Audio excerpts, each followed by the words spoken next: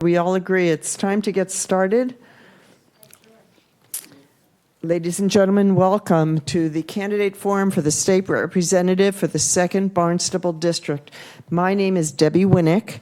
I am a member of the League of Women Voters of the Cape Cod area, and we are sponsoring tonight's event.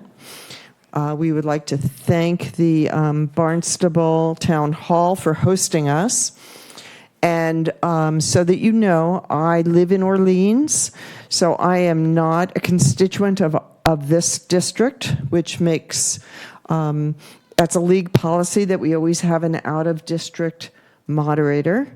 So I've come down to help out tonight, and I think we're ready to get going.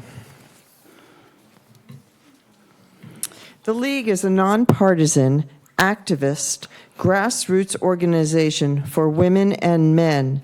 We encourage informed and active participation in government. This forum is part of the League's ongoing voter education efforts to help voters make informed decisions at the upcoming fall elections.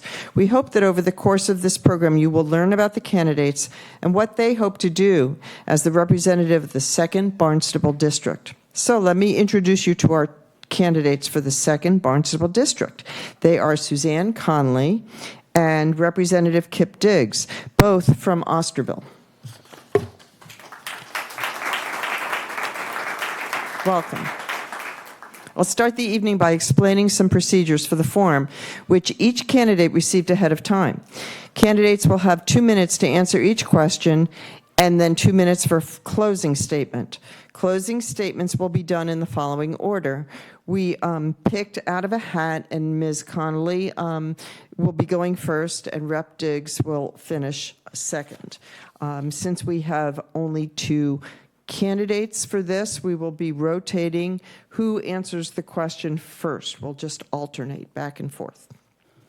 And I was kidding with them, and I said, I have moderated candidates events with up to 12 candidates, and if you think that was easy, it wasn't. But we do have grids that help us. The timekeepers are sitting in the front row over here. When there's half a minute left on your speaking time, the timekeeper will hold up a card that shows 30 seconds. Indicating you have 30 seconds to finish your answer. Please wrap up by finishing your sentence when you see the stop card. It is my job to ask you to stop when that card is held. I will say thank you, and then we'll move on to the next speaker. Personal references about other candidates are out of order. We ask you to stick to the issues and to facts. Possible rebuttal time, if necessary, will be given at the moderator's discretion, and it can be used to clarify incorrect information, not just to continue or to offer a candidate more time. 45 seconds will be offered in rebuttal time to each candidate. This forum is being recorded. It's also live tonight. It will be rebroadcast several times on the cable station for the town of Barnstable, Channel 18, and the town of Yarmouth, Channel 8. Now, to our audience, thank you for coming. Please turn off your cell phones, your watches, your iPads. What else could beep? Beepers, beep, anything that could make noise during the forum. We request that you treat both candidates fairly.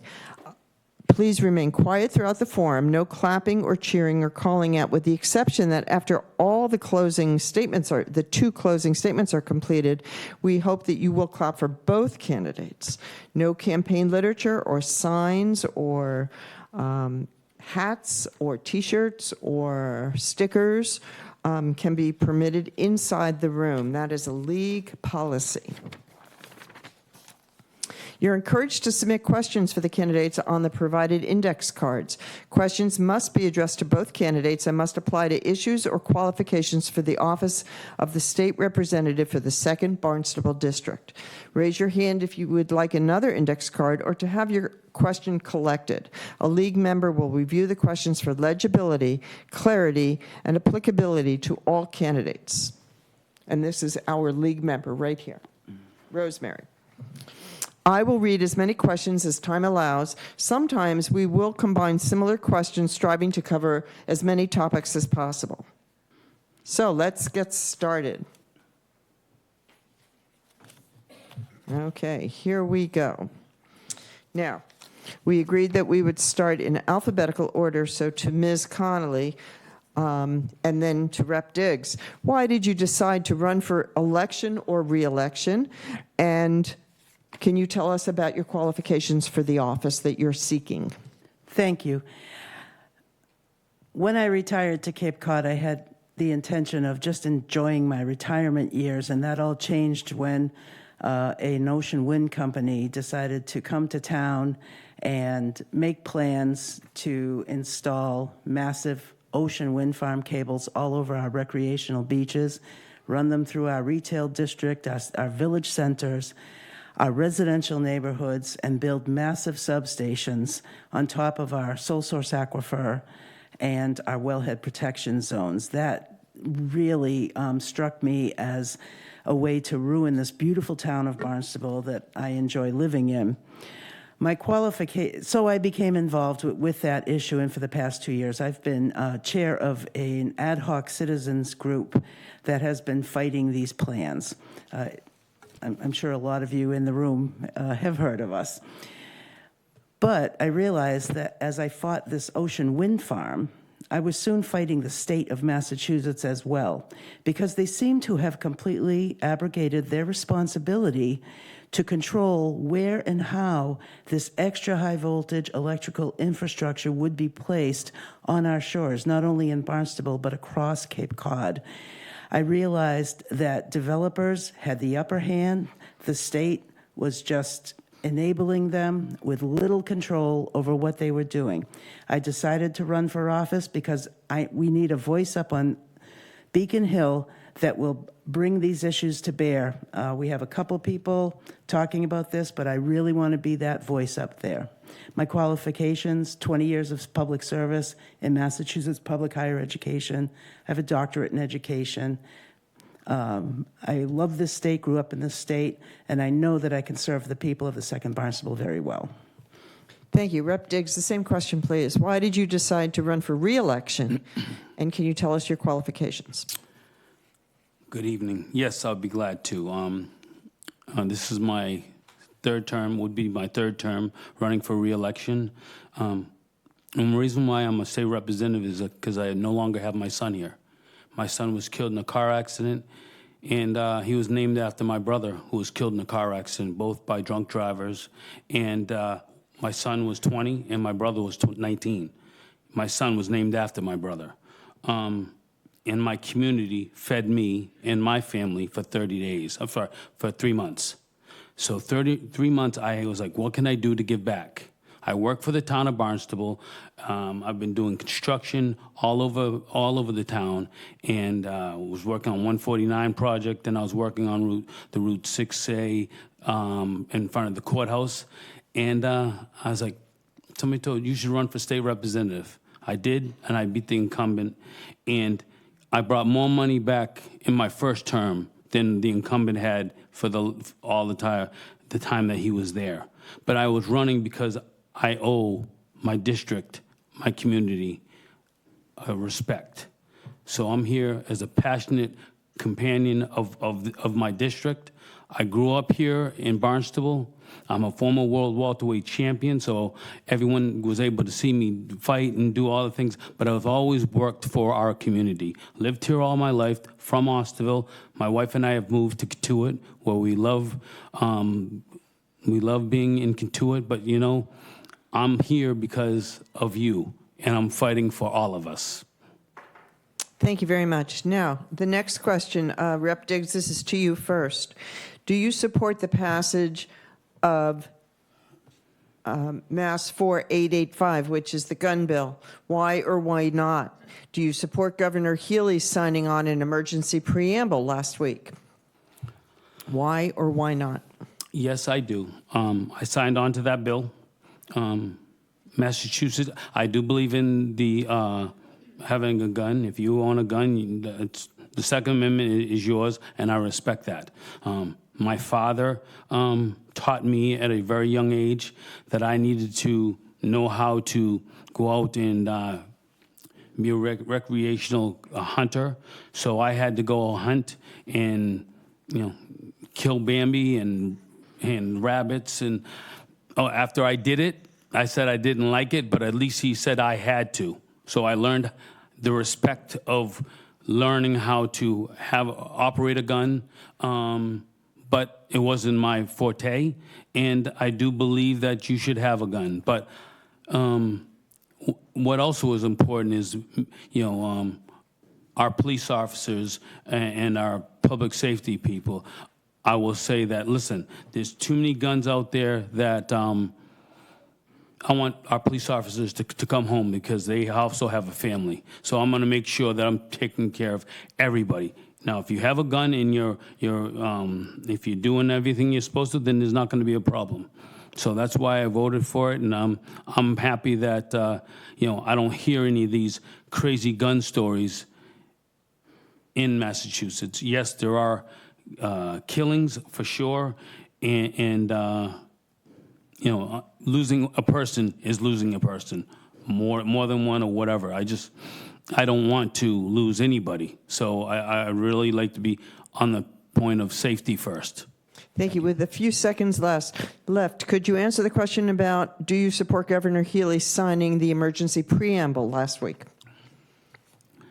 I don't really have a opinion on that. I think that if it was supposed to go out to vote, then let it go out to vote and let the people talk. I mean, I do believe that. I mean, if it was supposed to go out to vote and Governor Healy changed that, I don't know if I agree.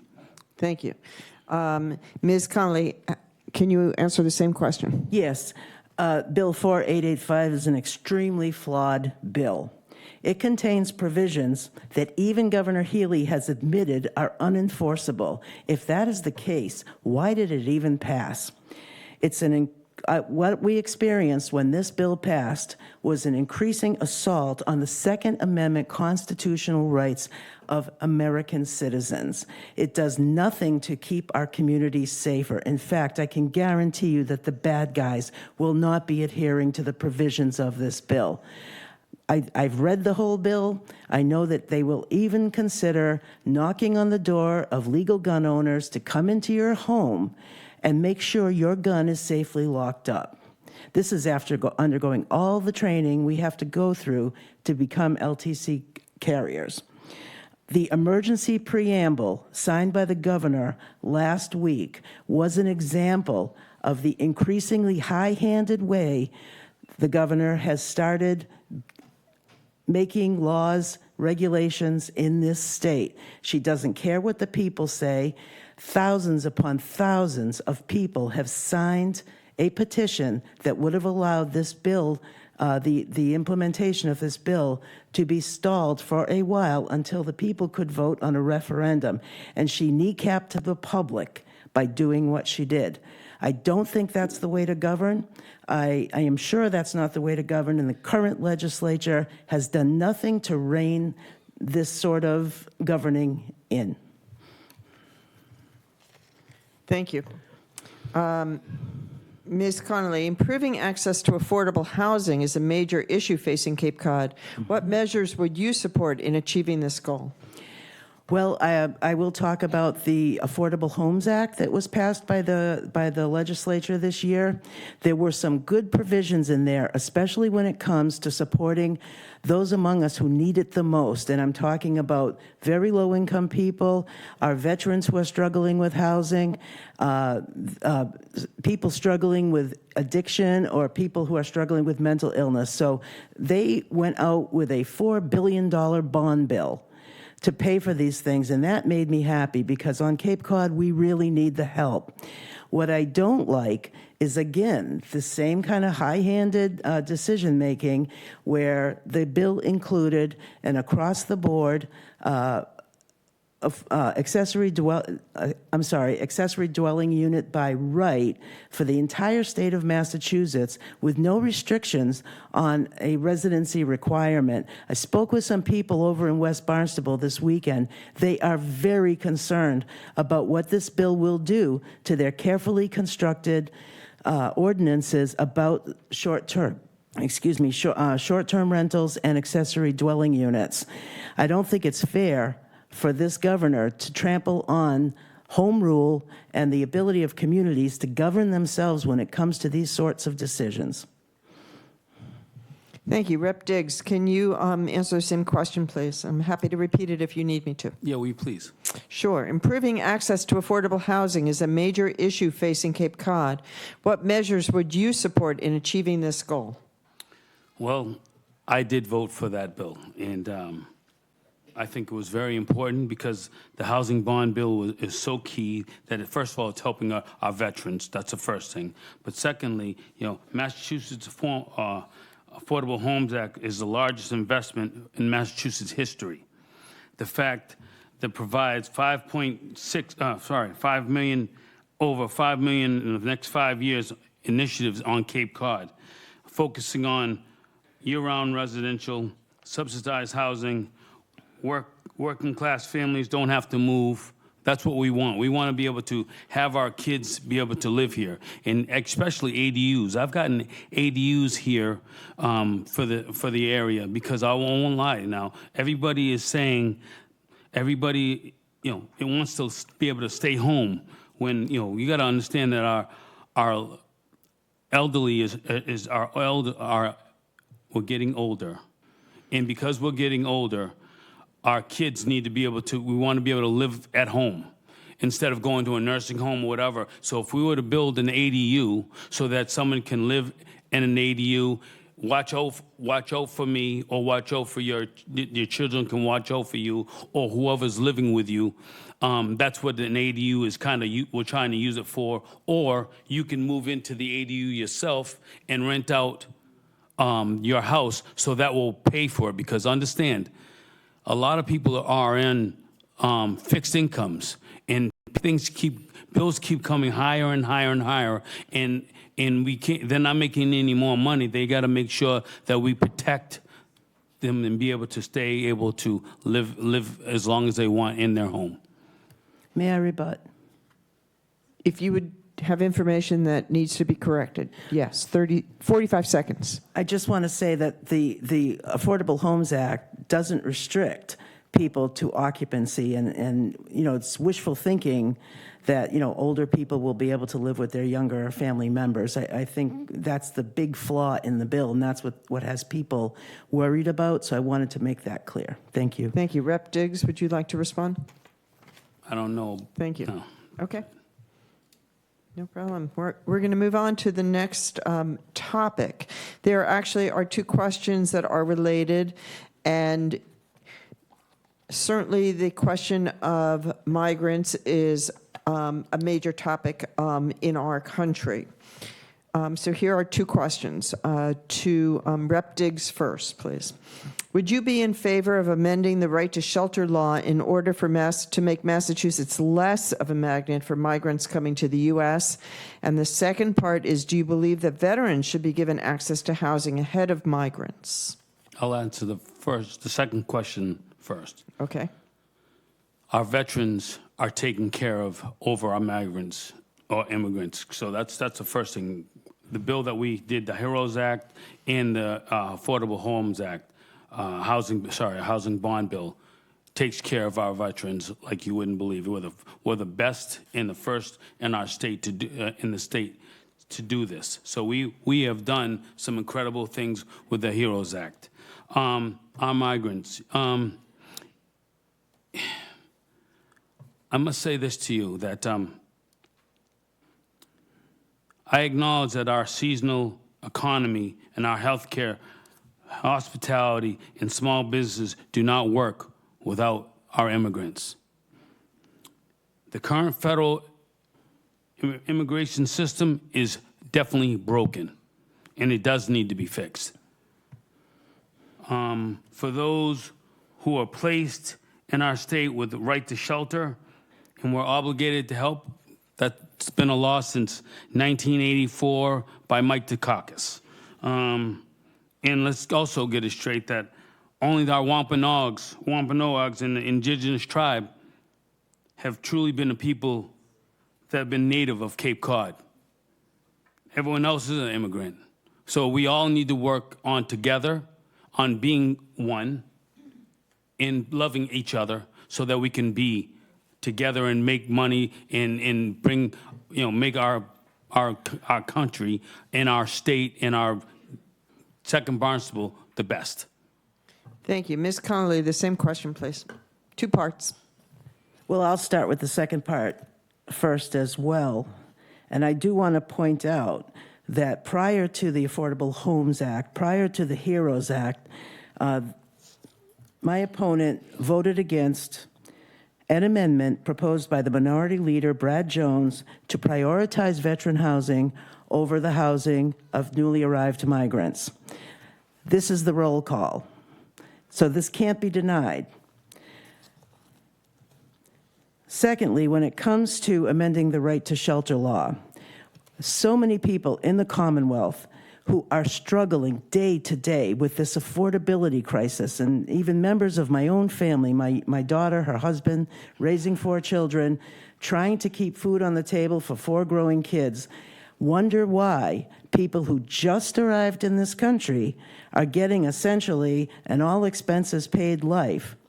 We have migrants, many migrants in Barnstable, and as we've been going door to door, we talk with them, and I will say that most of the time, the majority of the time, folks who came here the right way, who got their work permits, who are struggling to stay afloat, are really resentful of the fact that this surge of migrants seems to have gone to the front of the line, not only before them, but before Massachusetts citizens who have been here all this time. I don't think that's right. I think the right to shelter law needs to be either amended or repealed. I think we can do a lot better for the citizens of Massachusetts. Thank you. Ms. Connolly, Can I have a rebuttal? yes, 45 seconds. Yes. So amendment that Minority Leader Brad Jones was not strong enough for our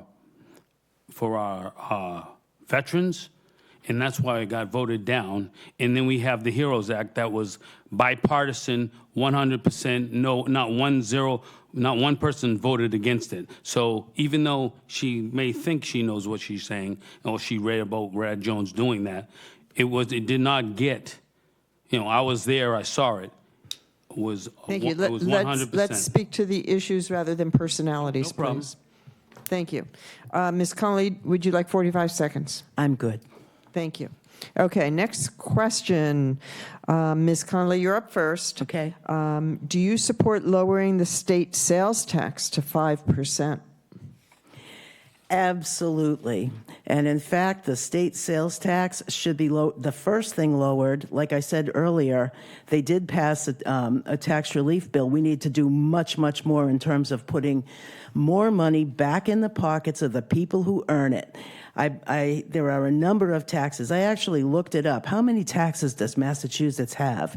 It's something like 48. It's a ridiculous number of taxes. So yes, let's put the sales tax back to 5%, but at the same time, as we write this new bill that some legislators are promising, let's take a holistic look at all of the tax structure in Massachusetts and ask ourselves why the state needs so much money when we know what to do with our own money perfectly well. So yes, the answer is yes. Thank you. Rep. Diggs, do you support lowering the state sales tax to 5%? No, I believe it should stay the way it is. I feel that Massachusetts has a robust economy, and we're very busy, and all the things that we're doing in Massachusetts, we are leaders. We have the best scientific our schooling. Listen, we're doing great things here, and I think, and we also feel very safe.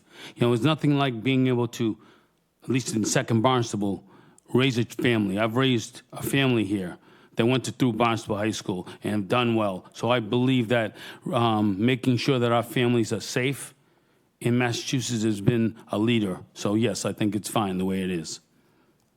Thank you. Rep. Diggs, to you, the next question first. There are two questions actually on the same general topic, which is that life is tough for students and young adults, especially under 40. How can you help them in your position, and how have you connected with them in our district? That's a great question. First, I'll say this, that I'm also, not only am I the state representative, but I'm also the lead senior, how do I want to say it? Sorry, I'm a little bit nervous also. Youth group advisor. I'm the youth group advisor for town of Barnstable. And, you know, these kids look up to me, and I see the promise that they have. But, you know, being up here, I can remember being a kid, and I would always hear, kids are our future. Well, if our kids are our future, we're supposed to be handing off the baton to them. And hearing that how much housing prices are now, how can we, you know, we got kids that are trying to become doctors, lawyers, nurses, and they can't even afford to live here. That's not fair. So we need to do something to make sure that we can. You know, that's why I'm, you know, something little like, oh, not, it's actually not little. I want to make sure that Four Cs has a 4-year nursing program at Four Cs. That makes sense because Cape Cod Healthcare is our biggest employer on the Cape. So those are different things. I'm trying to bring more businesses back here so that our kids have a future. That's what we're looking for. I think I answered your question, though, correct? Thank you. Yes. Ms. Connolly, same question. Well, I think I'll do a little of my background here working with youth. During my professional years, I was a board member of the district attorney's youth development program. I was a board member and chair of the board of the United Way of Tri-County. When I retired, I was the vice president for enrollment and student affairs at Framingham State University. I understand students and I understand young people, and I will say to all of you, my worry right now is their sense of the future. And I think it was almost ruined by the COVID pandemic and the government response to the COVID pandemic, locking them down, keeping them out of school, keeping them away from family and friends. That was hard on me, and I'm an older person. I know how hard that was, and I think there's a residual sense of hopelessness among our young people. One of the things that happened that I applaud was the making of community college so-called free. They still have to do their FAFSA, they still have to get government grants, but not paying anything for tuition and hopefully fees. I'm not sure how it's been implemented at the community college level, but that gives young people hope. Because in my world, I grew up in a working class family, and believe me, we fell on some very, very hard times. And even as a young kid, I realized that education was the way out of that way of living, which was hand to mouth, paycheck to paycheck. And it worked for me. Perhaps it doesn't work for anyone, but it certainly gives all young people hope and supports students as they mature and grow into their adult lives. Thank you very much. Our next question returns to your opening statement or your first answer for us, Ms. Connolly. And you get this one first anyway. Okay. So here we go. It's about wind. Please explain your position on the proposed wind farm development in Barnstable, and what actions have you taken to promote your position? Well, my position is I wish these wind companies would go away, and I'll tell you why. My thinking has evolved. My group, Save Greater Delsa's Beach, has been concerned primarily with the onshore negative impacts of all these cable landings of extra high voltage cables. People don't understand the magnitude of the electrical infrastructure that this company, Avangrid Renewables, wants to saddle Barnstable with. We are talking about energy that is 3 to 4 times the energy output of the former Pilgrim Nuclear Power Plant coming in under our beaches, through our village centers, through these massive substations that are being built. That's my group's stance. Over time, as I told Governor Healy when I had the chance to speak with her personally, there are much, much better ways to make the transition to renewable energy than putting all this junk in our ocean. There's geothermal, there's hydroelectric, there's micronuclear, there's conservation, and we need to rethink this headlong rush to surrounding Cape Cod with up to 2,500 turbines. One 70-ton blade fell off in the ocean in a windless day and trashed all of the Nantucket Sound beaches. What will happen when a hurricane or a nor'easter hits Cape Cod when these projects are all built out? I don't want to see it. And I really think we have to rethink this push to do ocean wind farm energy. Thank you. Thank you so much. And the same question to you, Rep. Diggs. You know, I agree. I think that our wind is it's an issue. I've gone to several forums, and but you got to also understand. Before Rep. Diggs was your representative, Charlie Baker, Will Crocker, Jim Crocker, all this already happened. This was already made up and done. So Rep. Diggs came in and they were already having, it happened at Covell's Beach. So we were having a ground opening, a ceremony and everything about this. So, you know, there is a lot of questions, but I won't lie.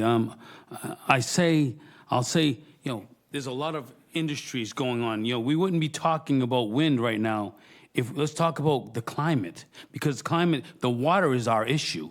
The water, we're trying to figure out ways to pay for things. That's what I believe how this wind issue started happening, because it was supposed to go to Yarmouth, but somehow somebody said, hey, let's bring it to Barnstable. So when it came to Barnstable, that's when we decided to do this. But really what's going on is our PFAS and our nitrogen in our groundwater. That's what's going on that's messing up our septic systems. So we need to take care of our environment.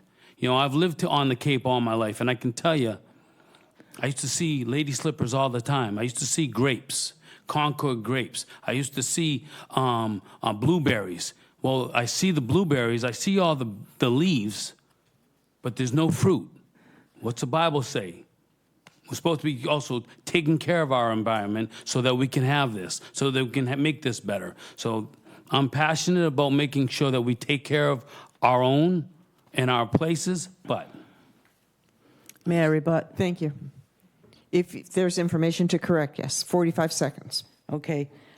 The Federal Bureau of Ocean Energy Management, which has organized all these ocean wind farms and permitted these projects, has said in numerous siting and permitting filings that none of these ocean wind farms will have a discernible effect on climate change. Do I believe in climate change? Absolutely.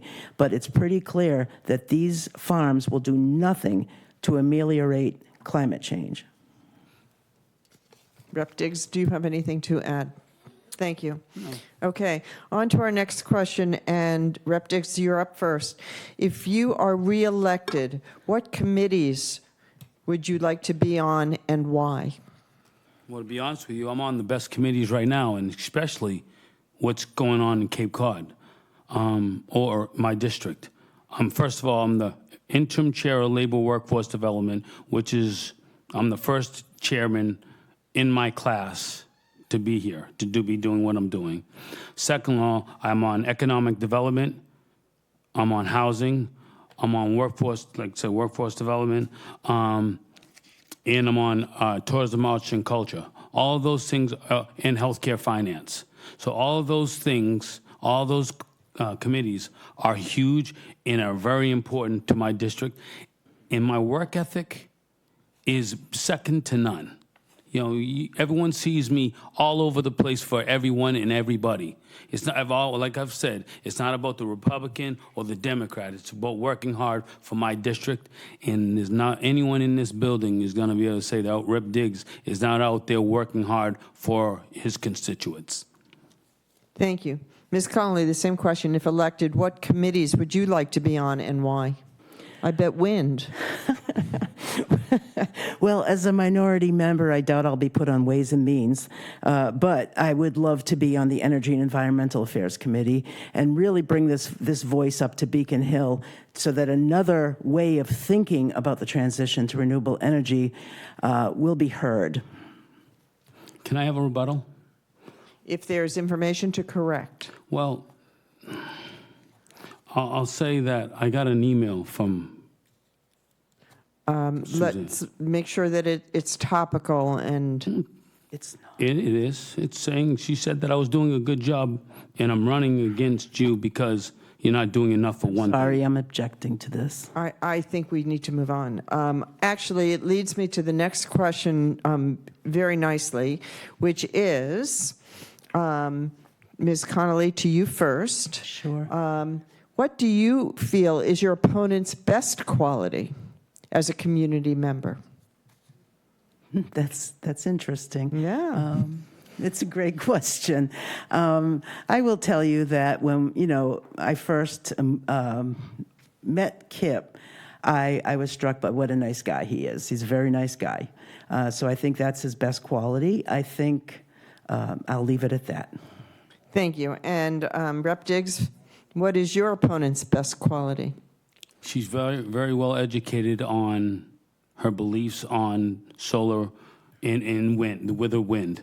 And she's done an incredible job on that. And I've also learned from her, and I truly appreciate that.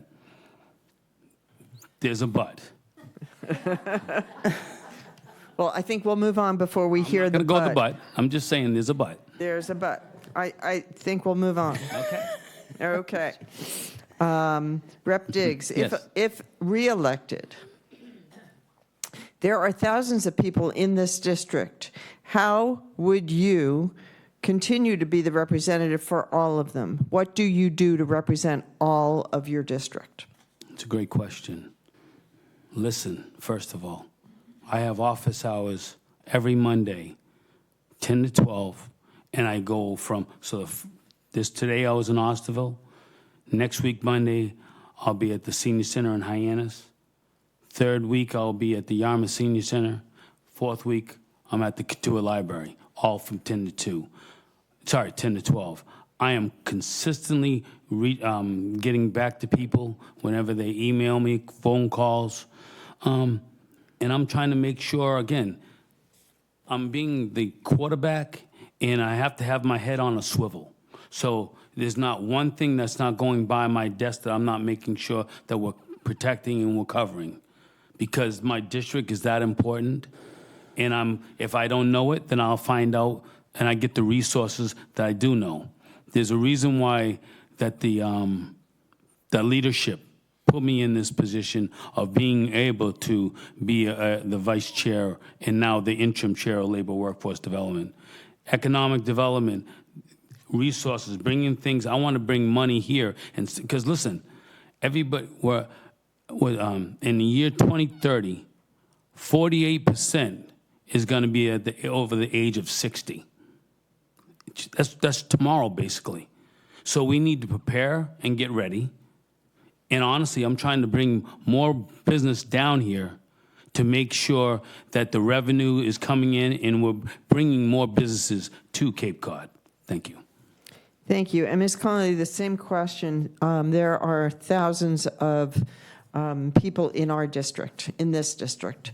How would you be the representative for all of them? Well, I think it's so important to look to your constituency rather than to the caucus you belong to on Beacon Hill. I wouldn't necessarily vote every single time with the minority leader, as has happened with our incumbent.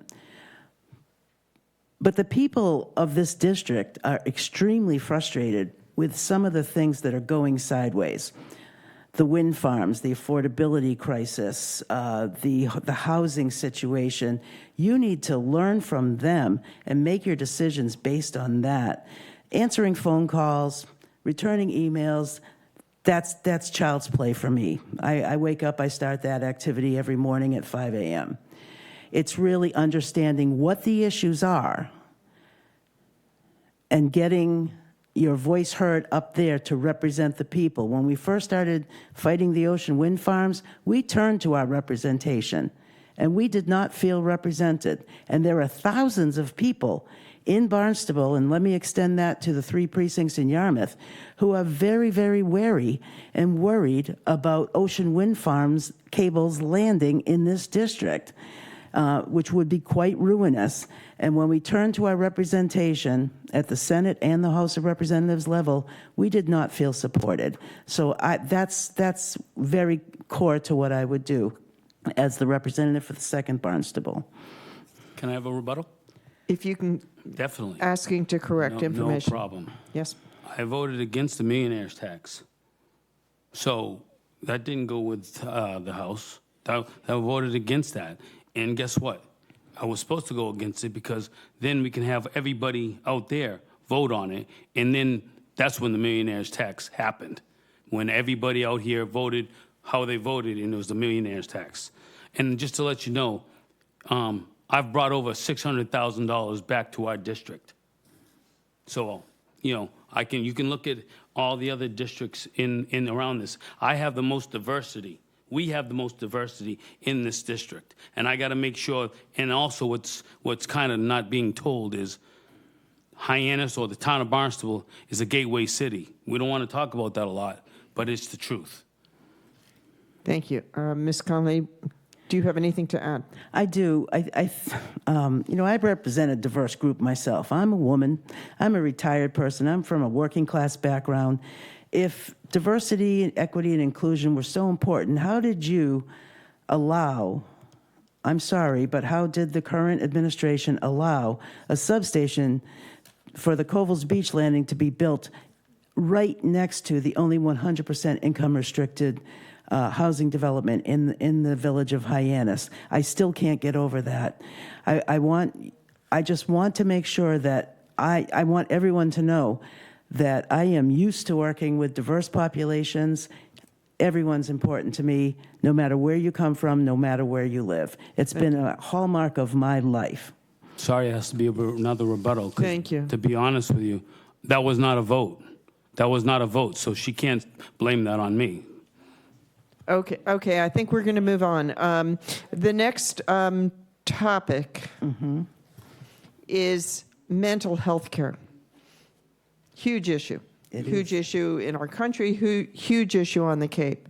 How can you, if elected or reelected, support those who need mental health care? And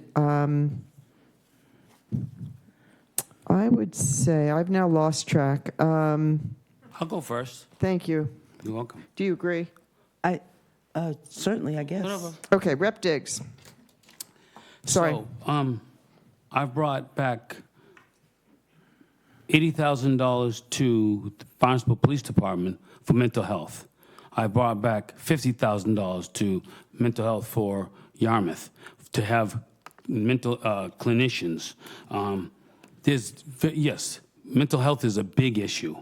And there was mental health even when my son was killed. There was kids that were coming and adults, parents that were coming, and we had to have clinicians talking to everybody. So it is so vital. We can have mental health in so many different issues that with what's going on. COVID brought mental issues. And let me also say with COVID, because of this, mental illness, I was in the COVID class, so we know about what was going on. So mental illness is something that has to be talked about, communicated consistently, and we have to get the right doctors and people willing to be mental health clinicians themselves. Ms. Conley, the same question, please. I have experience for many years now in my professional life and here as a resident in Barnstable, the reality that there are not enough facilities, there are not enough beds to accommodate the people struggling with mental illness who need them. We know so many families in our town, on Cape Cod, who struggle with young people who have such conditions as schizophrenia, who experience psychotic breaks, and their families struggle to get them in facilities. And one of the outcomes of this is violence, quite frankly, and I experienced that during my professional career. And I often said, we need to help these families who have sons and daughters who need help to be able to access mental health care. We have to really ramp up. And this is part of the Affordable Homes Act, by the way, to help build facilities where especially young people, not necessarily all young people, but young people can have a place to go to become well again, to be treated the way they should be treated, and to help families deal with mental health crises. That, to me, is the critical piece that we're missing: facilities, access to those facilities. So we need to think about that as a society, as a state. Let's go back to the actual question, which is, what can you do if elected? If elected, I will promote that idea at any chance I get. I just think that my experience will help me do that in a way that will be effective. Rep. Diggs, 45 seconds. You're talking about saving taxes, and we don't have enough money to do all the things we're doing right now. So how are we going to find beds for mental illness? Those are the type of things that Massachusetts needs to work on, and we need to definitely work on them. But if you're going to take taxes and go back to 5%, how are we going to be able to afford that? May I? Ms. Connolly, 45 seconds. When we fix 1 mile of roadway in Massachusetts, it costs 4 times as much as it does in New Hampshire to do the same thing. The way we spend money in Massachusetts is though it grows on trees. We have plenty of money. We are not allocating it where it needs to go the most, and that's to the people of the Commonwealth. We are going to pivot. And Ms. Connolly, this is to you first. I'm back on track here. Okay. Told you I made mistakes sometimes. All good. Do you support Election Day voter registration, same-day registration? Why or why not? Okay. I do not support same-day voter registration. The election officials in the cities and towns are already overwhelmed on that day with everything they have to do. And given the fact that the licenses being given out to folks who are newly arrived in our country are indistinguishable from the licenses of those who have been here and are legally here, I don't think we should put that burden upon election officials on a very, very busy day to try to determine who is eligible to vote and who is not. Thank you. Rep. Diggs, the same question, please. That's a great question. Thank you for that question, because that was my maiden speech at the State House. And, Suzanne, we agree. We agree that same-day registration and voting it causes too much conflict. We have early voting, we can mail-in voting, we can, and you can do it on the day. But, just like an athlete or a person trying to get ready for a test, they prepare. You find out what the questions are that you're going to be asked. You find out, am I registered? You need to do all your homework before you go in there so that you can have the right person voting that you're going to vote for, and you're going to know your answers. So I don't believe in same day, because then there could be an issue. So I totally agree. Thank you. Thank you. We have agreement. We are getting close, but I think we have a couple more questions we can get through. Rep. Diggs, this is to you first. Do you support medical aid in dying, yes or no? It's a great question. At first, I must tell you a little quick story. I said, I watched my mother die, and I was like, and I'm a God-fearing man, and I didn't believe in it. But then a doctor came and sat down and talked to me. And again, this is the difference. I'm able to willing to listen, and I learned. And, you know, it's like, if they, you know, there's so many parameters making sure that we're taking care, you know, there would be three doctors to making sure that the person has a very limited time to be able to live, and they're in pain. You know, I'm sorry. Yes, I think it's the right way to go, and it took me a little bit to say that, but I again had to learn, and I also have to respect people's wishes.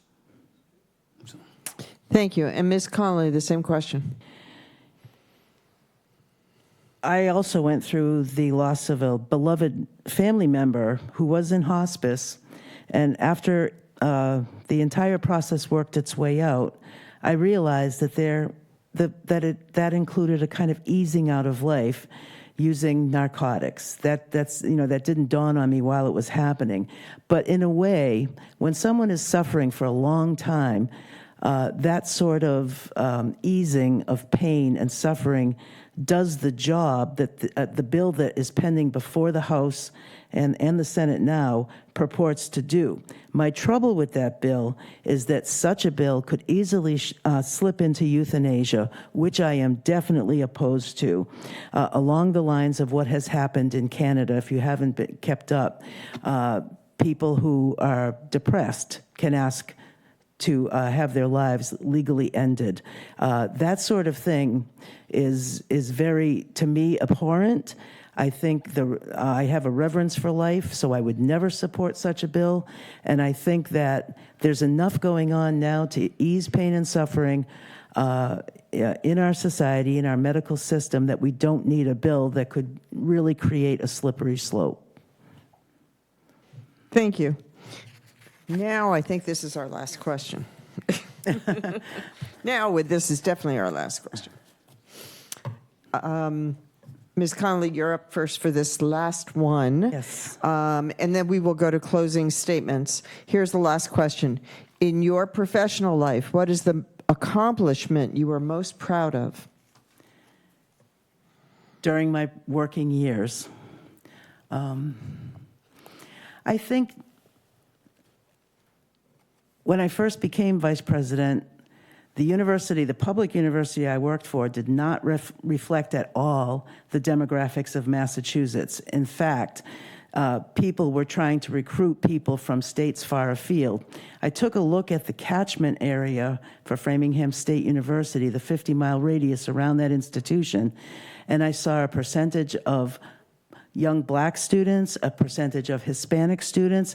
I set goals so that our student population would reflect those demographics and not just continue to be a 95%, 98% white school. I wanted to do what happened in my life, which was to make sure that the opportunity to rise up through education would be available to all young people, regardless of their background, their race, their ethnicity. And by the time I left Framingham State, that was exactly what it was. And that was because we went into schools that folks had been reluctant to go into to recruit young people. And once we went into those schools, they were happy to have us there. As I retired, I remember thinking quite clearly that I was extremely proud of what I had accomplished at that institution, that public institution. Thank you. Rep. Diggs, the same question, please. Being your state representative, this is the best job I've ever had, and it's because I know that I'm working for you. And all I want to do is work for you day in, day out. I'm not looking to become this. You know something? I've already been a world champion. I've already reached the pinnacle. Okay? I've already been there. And I've come from here. But even though I say I come from here, I'm working for everybody here, and that's all I care about. I'm not looking to become a senator. I'm not looking to become a president. I'm looking to become the best state representative I can for my district and look out to everybody that is here. That's the only way that I can be me. And if I can't look you guys in the eye and shake your hand and say, I'm doing the best I can for us, I think that's the type of leader that you need. Thank you.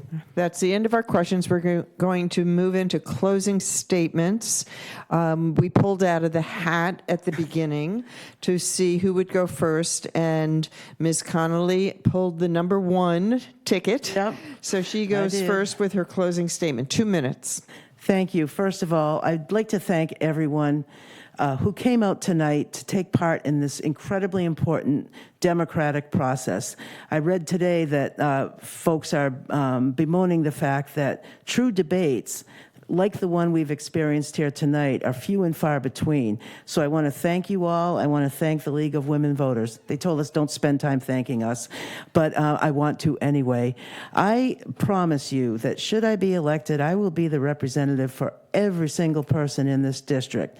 Precincts 1 through 9 and 13 in Barnstable, and 5, 6, and 8A in West Yarmouth. And that's what I've been hearing, is that some corners of our district feel neglected, feel uncared for, feel unheard, and I promise you that will change. As this is a closing statement, I also want to say I'm going to ask all of us to take a moment to remember our fellow citizens who are going through so much down south as a result of Hurricane Helene. It's horrific. And also pray for the safety of all of those who will be facing another even larger storm in midweek. Thank you. Thank you. Rep. Diggs, your closing statement. Okay. Thank you, League of Women Voters, Sue Connolly, but most importantly, thank you to my constituents. It's been an honor to be your state representative for 4 years. I also want to take a note that today marks a 1-year anniversary of a horrific violence in the Middle East. And we need to pray for the hostages and to end the hostilities in that part of the world. This community lifted me up in my most difficult time of my life. And this fuels my passion, dedication, and continued hard work for the 2nd Barnstable District. Leadership recognized that by appointing me the Vice Chair of Labor Workforce Development, and I am currently their interim chair. And I have also been assigned the areas of healthcare, finance, economic development, and art, tourism, arts, and culture. There are so many more issues facing this area, but I'm getting the funding, the legislation, and the awareness of all that's going on. In the past 4 years, I've strongly shown that I'm both in words and in action that I have prioritized the interests of this community. Whether it's been housing, veterans, seniors, or the environment, unemployment, small businesses, mental health, and public safety. I will continue to partner with Cape Cod Healthcare and Cape Cod Community College in our own shared vision to install a new 4-year nursing program for 4 Cs to show that we can together find a solution for the nursing shortage, and most importantly, Thank you. Thank you very much. Thanks to both of our candidates. Can we have a round of applause, please, for our candidates?